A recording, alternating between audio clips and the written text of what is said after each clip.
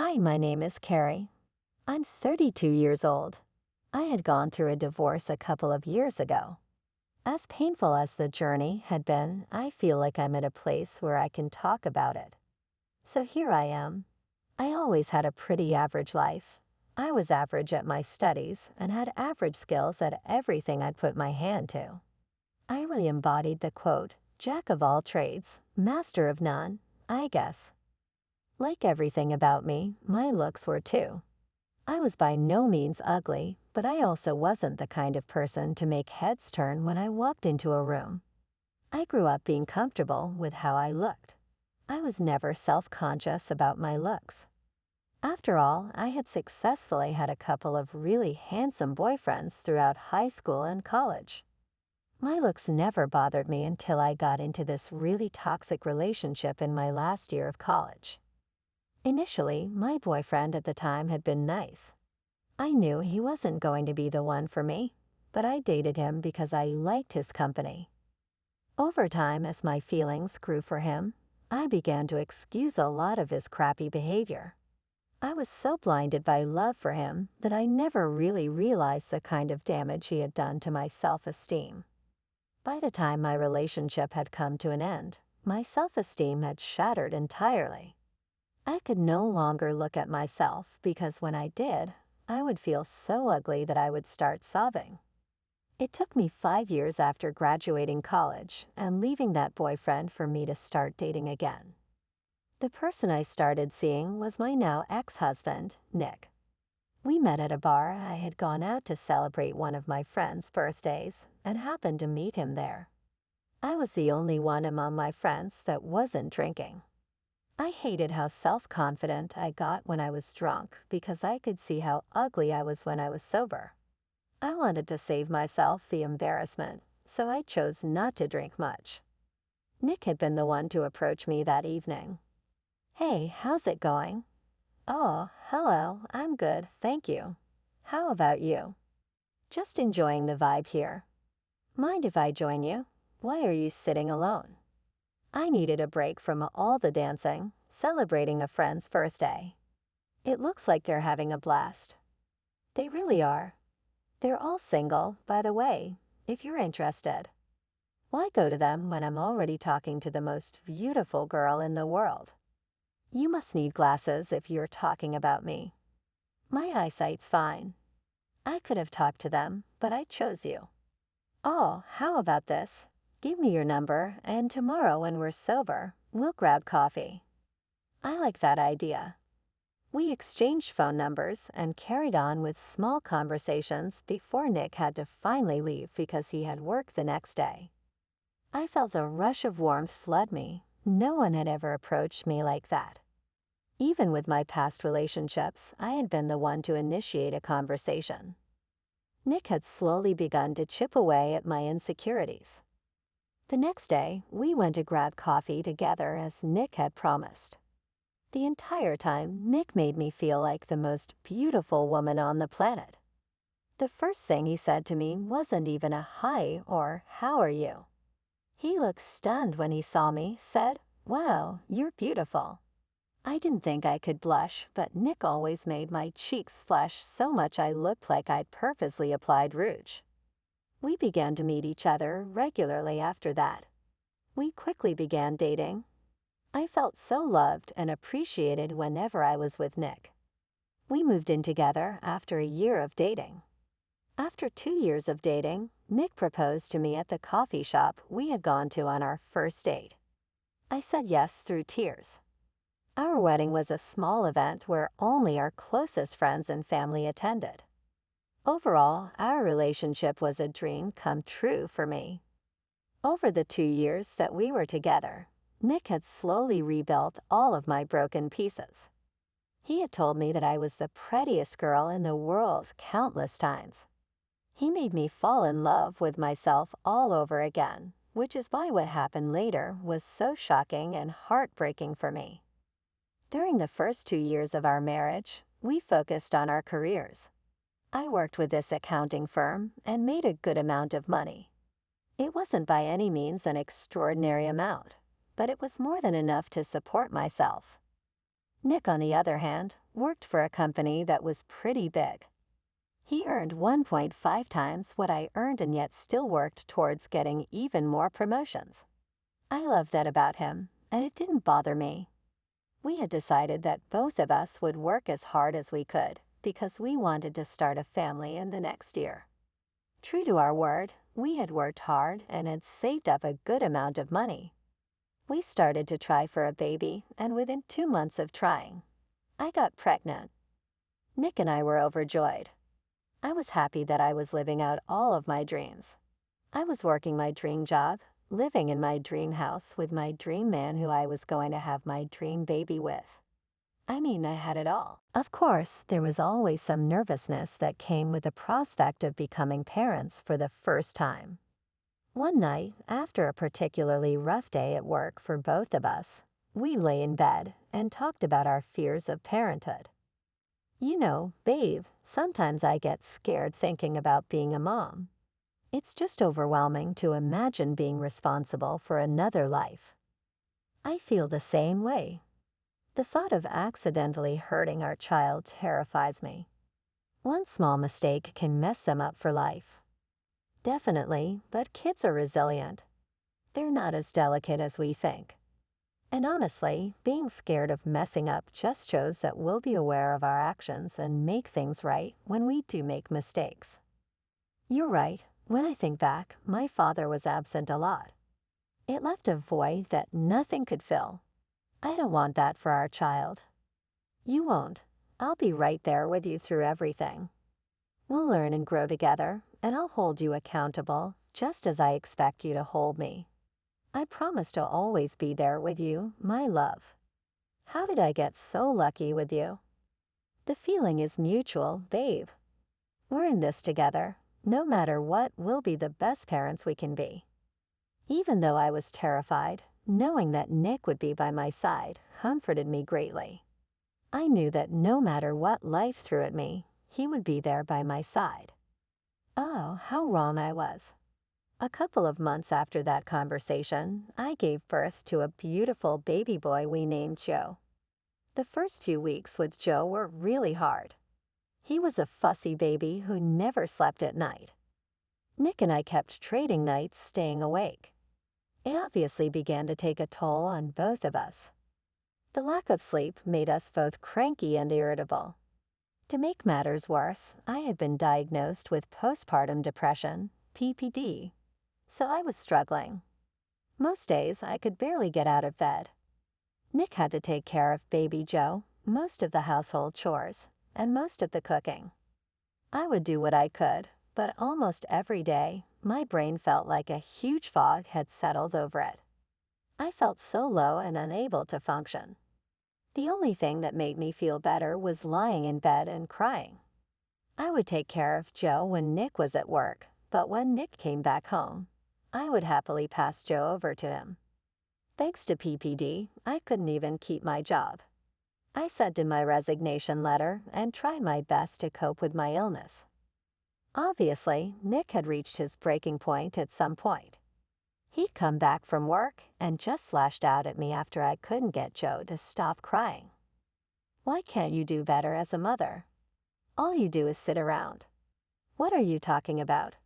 I'm fine with you quitting your job, but you're supposed to take care of Joe. If you can't even manage that, what's the point? You know I have postpartum depression. How long will you use that excuse? You think I'd lie about something as serious as this?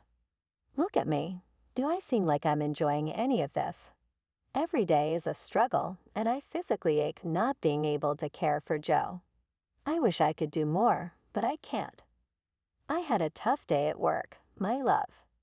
The boss is pushing hard, and I'm on the edge balancing it all. Work and Joe. It's overwhelming. I get it, babe. It's not easy. I'll try harder, do more, so you don't have to bear it all. No, I'll manage things like always. It's been 6 months since Joe's birth. I need to take my role seriously and support you. I don't want you to strain yourself. I'll handle things. I want to do my part, babe, for Joe and for us. We're a team, right? Yeah, we are. We'll figure it out together. I started pushing myself to fight the fog in my mind. I took care of everything around the house while looking after Joe. The only thing that comforted me was food. I'll admit that was the reason I had put on a good 30 pounds. I had neither the time nor the energy to work off all the food I consumed. Although I gradually began to notice how Nick was spending less and less time at home. Nick still did his share of the responsibilities, but he would always be working till really late at night. He would come home and be too exhausted after work to talk to me or just spend time with me. It hurt so bad. I mean, I was already struggling, but to not have the one person who was supposed to be my rock not be there next to me was painful. Every time I asked him why he was away for so long, he would tell me that he was working towards a promotion and that he was doing it for us. I wanted just one night in with him, but he just never wanted it. Even on weekends, he would lock himself up in his office and just work overtime. I stopped asking him so much. I just got used to his absence. However, Nick surprised me one day by asking me to accompany him to a work dinner. That dinner, I was so excited that Nick was finally taking me out that I went shopping and bought myself a nice dress. I got dressed up for the event and dropped off Joe at my mother's place for the night. I expected a compliment from Nick, but Nick never said anything. I let it go and hoped that Nick's spirit would be lifted at the event. At the event, I got to meet a lot of Nick's colleagues. I even got to meet his boss, Amelia. She wore a tight red gown that only accentuated her body. She looked gorgeous. She approached us with confidence and with the prettiest smile on her face. She greeted both of us with kisses on the cheek. "Hey, I'm Amelia. Are you Nick's wife?" "Yes, I am. My name's Carrie." "I thought so. I've heard so much about you. I hope most of it's good." "Oh, definitely. You're quite the topic." Sorry for keeping Nick buried in work. I know he'd rather be with his pretty wife. Well, you better get him that promotion then. Oh, believe me, he's on the edge of getting one. Very close. That's good to hear. The entire time, Nick just looked at the ground. He refused to interact with anyone when I was with him. The second he left me to go socialize by himself, he was open and laughing. It stung. By the time the event ended, I was beyond upset. I never brought it up because Nick didn't seem like he wanted to talk. When Joe was a year old, he was a lot less fussy than when he was a newborn. I had a little more free time on my hands, so I decided to start looking for work. Nothing too big and something that had flexible timings. After applying to a bunch of places, I finally got a job as a content writer.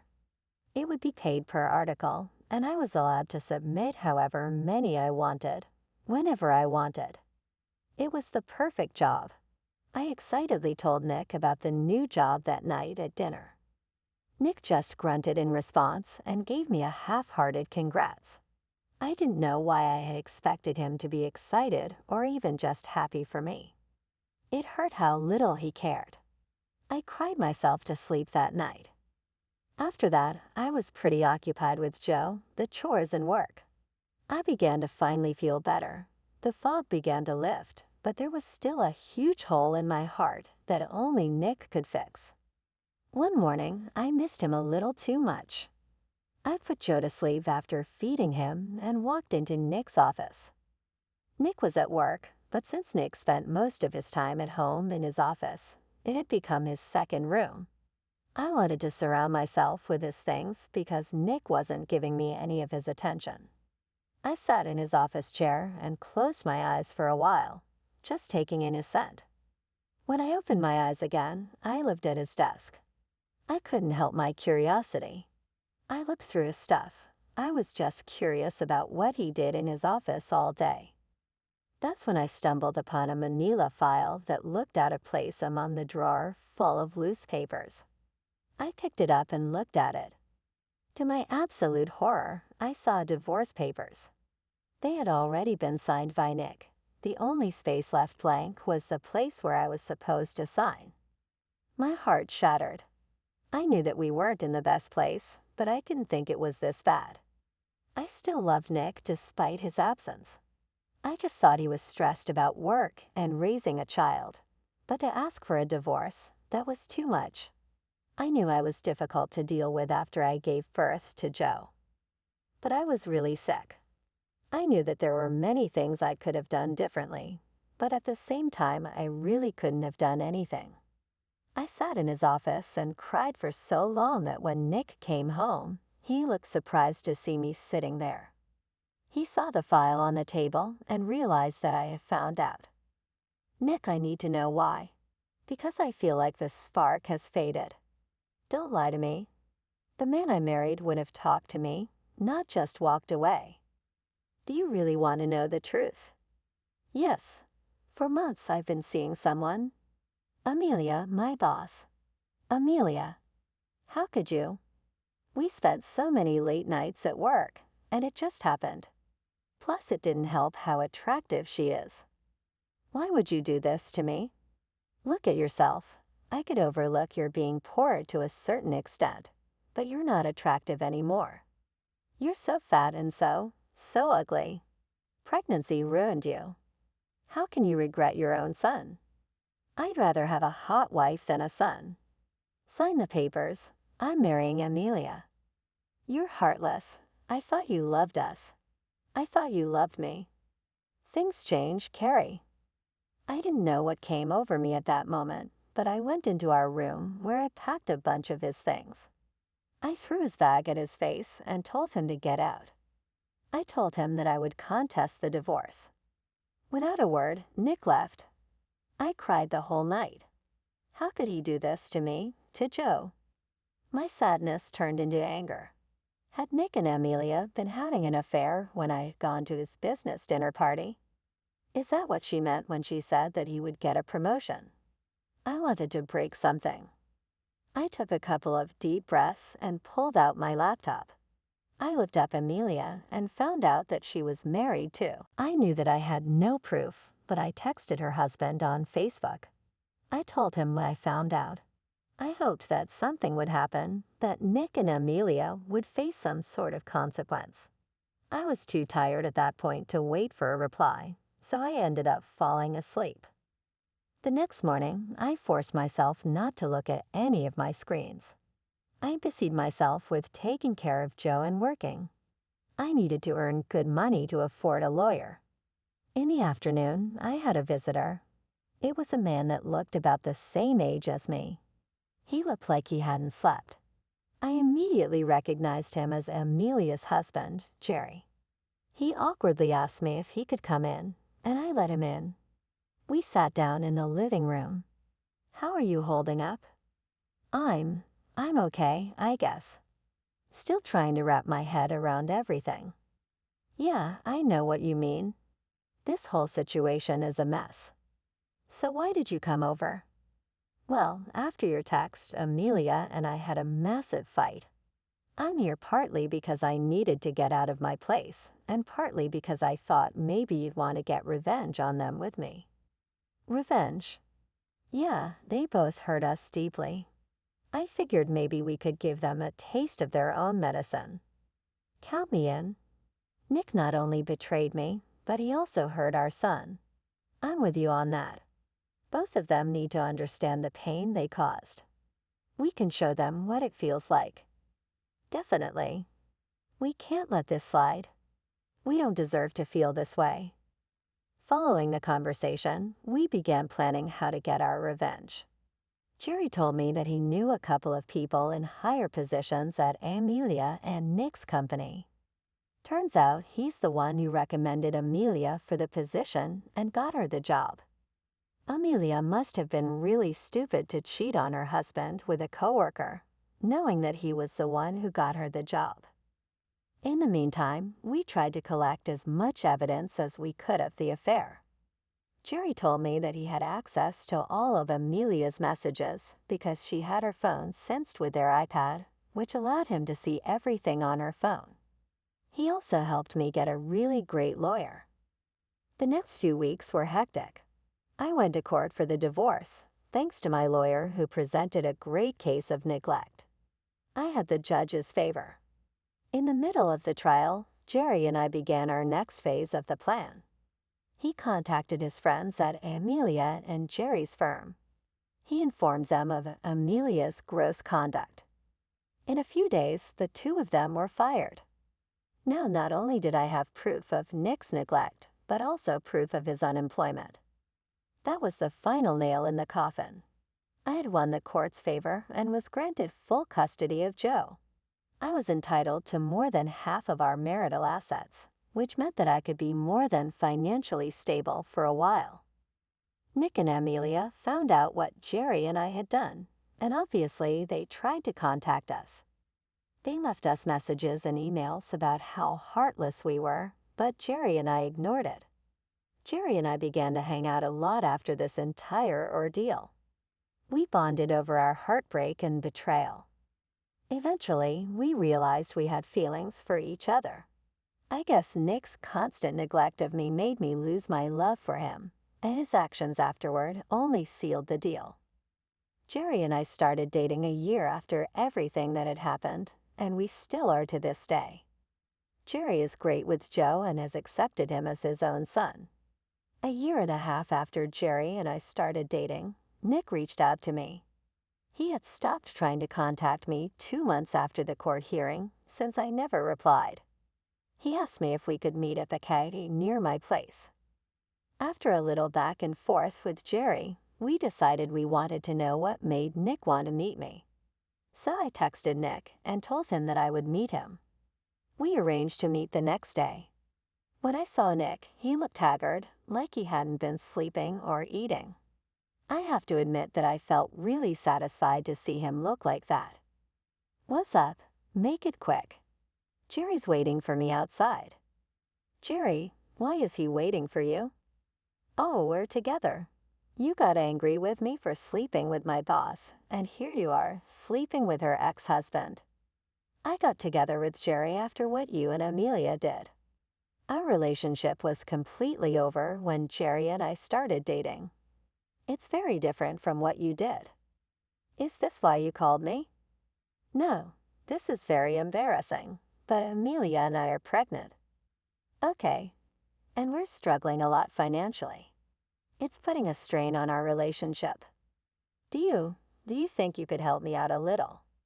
"Are you out of your mind?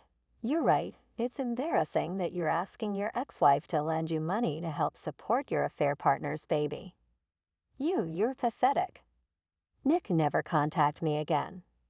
I couldn't believe his audacity. I walked out of that cafe with my head held high. I felt beyond satisfied that I walked out of all the heartbreak with the best outcomes. I had a loving boyfriend and an amazing son. I was working a good job that paid me well thanks to Jerry. I don't know what happened to Nick and Amelia, nor do I want to. I'm happy with the life I have, and I've decided that I want to put my past away. The entire thing prompted me to reinvent myself, and now here I am, a completely different and better person. Thank you for listening to me.